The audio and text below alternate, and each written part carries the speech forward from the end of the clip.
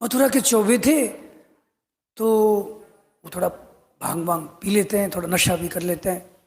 तो उनके मन में आई चलो प्रयाग जाए, जमुना जी बहती है आगे प्रयाग में मिलेगी।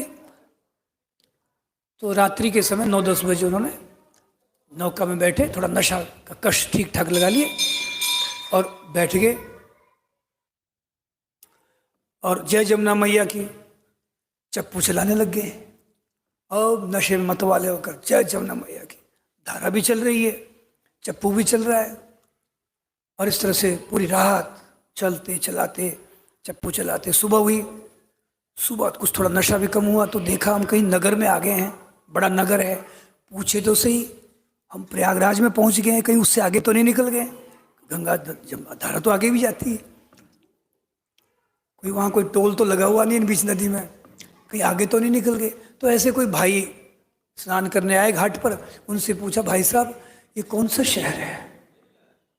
तो भाई साहब ने कहा तुमको जाना कहाँ है?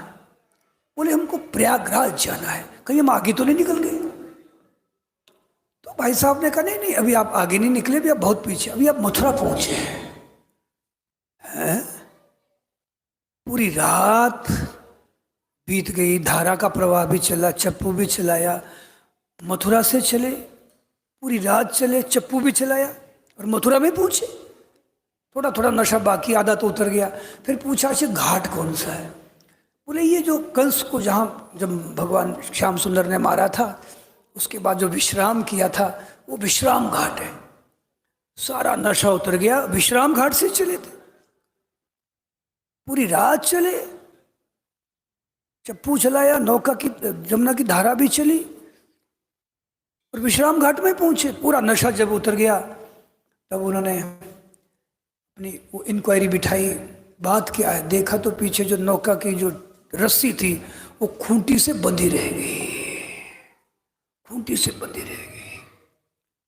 अब कितने चप्पू चलाओ, कितनी धारा बहो, एक पैर भी आगे नहीं चले।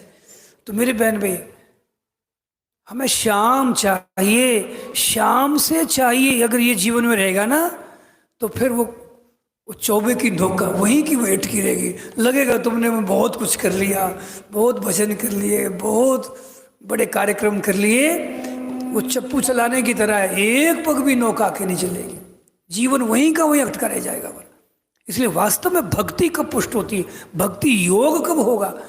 जब हमारे जीवन में चीज आएगी कि मेरा प्रभु के सिवाय कुछ है नहीं, प्रभु ही मेरे अपने हैं और उनसे कुछ नहीं चाहिए, तेरा प्यार चाहिए, तब योगी बनेगा। नहीं तो मेरे बहन भाई दोनों ही पक्ष है, भक्ति के भोग भी होता है और योग भी होता है। अगर हम लौकिक पदार्थों में संतुष्ट रहे तो ये देते रहेंगे, भगवान की कोई कमी तो है नहीं।